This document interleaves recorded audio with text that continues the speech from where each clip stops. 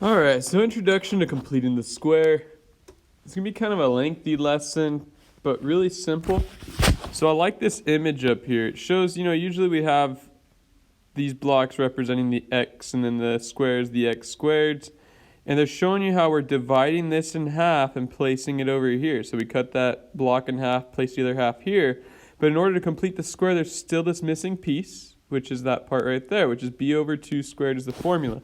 So we're going to take a look, what does this even mean? But that's ultimately that little missing piece right here, that's what we're going to be looking for in this particular lesson. So what is a perfect square? So let's start with what a perfect square is, because completing the square has to do with a perfect square. So if you have a perfect square, it would be, for example,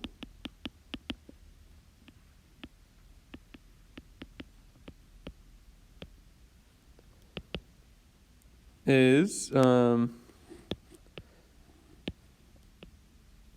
a perfect square would be something like x plus, let's go with 4 squared. So what is that? Well, if we expand it out, how would we recognize this as an expanded perfect square? So it's x plus 4 squared, so that's really x plus 4 times x plus 4.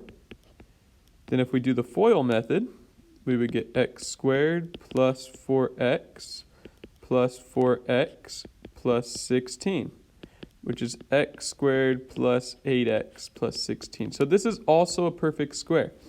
Both of these, this here and this here, are just two different forms of a perfect square. So we have to be able to identify the perfect square. And this one right here is just the perfect square expanded though. So that's an expanded perfect square. So what we have to realize, if we're going to factor it, how would we factor it? In other words, how are we going to, if we notice a pattern here, if we were going to factor it, what multiplies to 16 and adds to 8? And with a perfect square, these are both going to be the same number. It's always going to be half of this one. If it's a perfect square, it's going to be half of this one. Think about that. Half of 8 is 4. And you have to think of the half. Why? Because they have to add up to that number. They have to be the exact same number and add up to this one. So in order to find out the exact same two numbers that add up to equal this, they're going to have to be exactly 1/2 of this. Even if this was, let's just say this was an odd number like 9 or pi or some crazy number like that, you still are just going to cut that in half because they have to add up to it. But 4 plus 4 is 8, so that's what's going to work out. So what am I trying to get to here? So let me show you, for example, find the missing value of c that makes the quadratic a perfect square.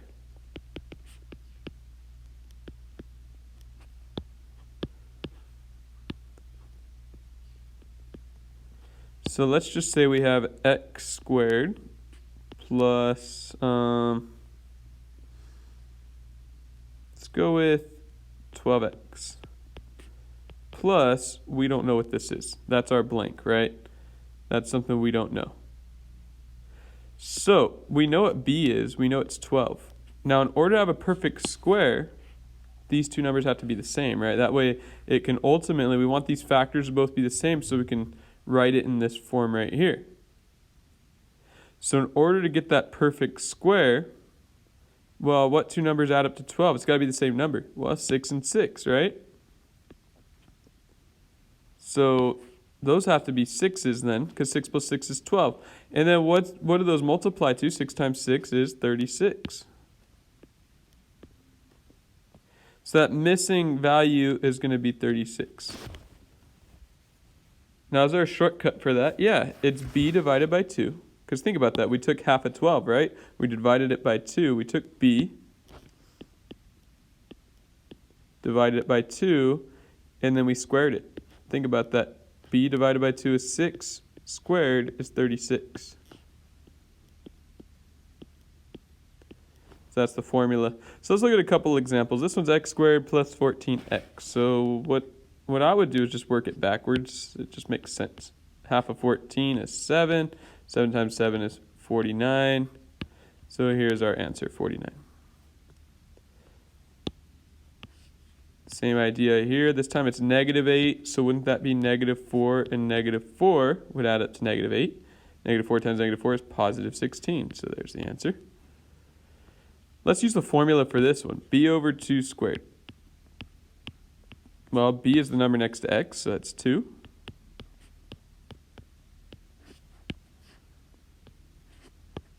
Simplify the inside first, you get 1. Squared is 1. And that's the idea of finding that value. Now, why is this so important? We're going to get into completing the square, which has that form, this form here. And what you'll see is this part's a perfect square. So we're going to have to basically make a perfect square in the problem so that we can get this part of the vertex form. And that's the whole purpose of this assignment.